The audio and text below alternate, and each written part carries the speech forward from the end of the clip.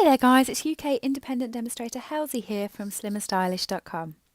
Today I have this cute, quick little notelet that's using the Life is Grand and Pop of Petals stamp sets.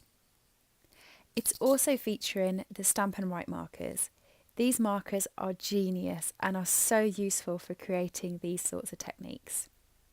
First of all, I'm lining my paper with my Stampartus. I haven't gone mad, I know it's a landscape card.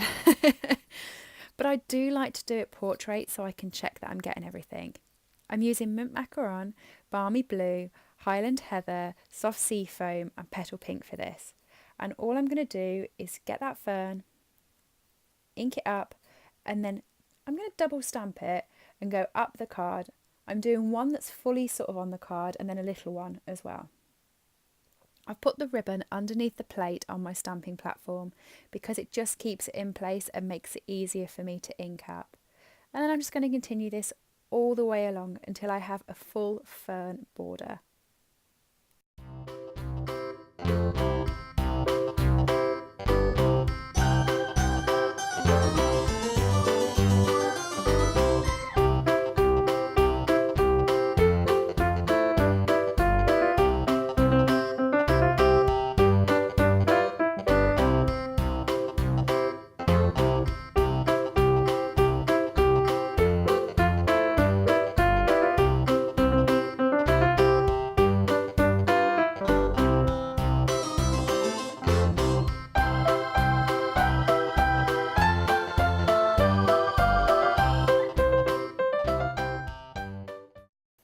Now I've finished with the border, I'm bringing in the Stampin' Write markers and I'm using this Hello stamp set.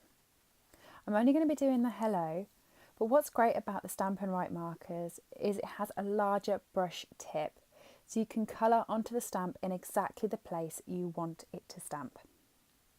So I'm going to do each letter in a different colour, and what's great about it is you can go over it as many times as you like. If you're doing this on a bigger stamp set and the ink has started to dry, just breathe on it and the moisture will then bring it back right. But as I'm only doing one letter at a time, it's not making much difference to me at all here. So I'm going to keep double stamping it and get to the end.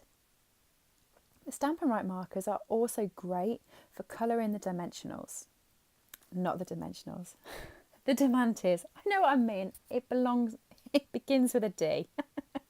But yeah, they're great for that and they just tint it nicely with the colour, so that you can then add them onto your card.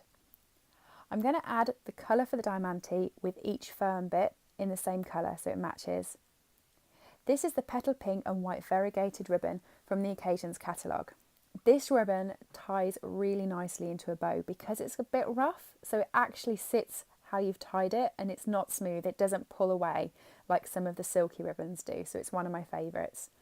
I've mounted it onto a petal pink backing and then put it onto a tent fold card.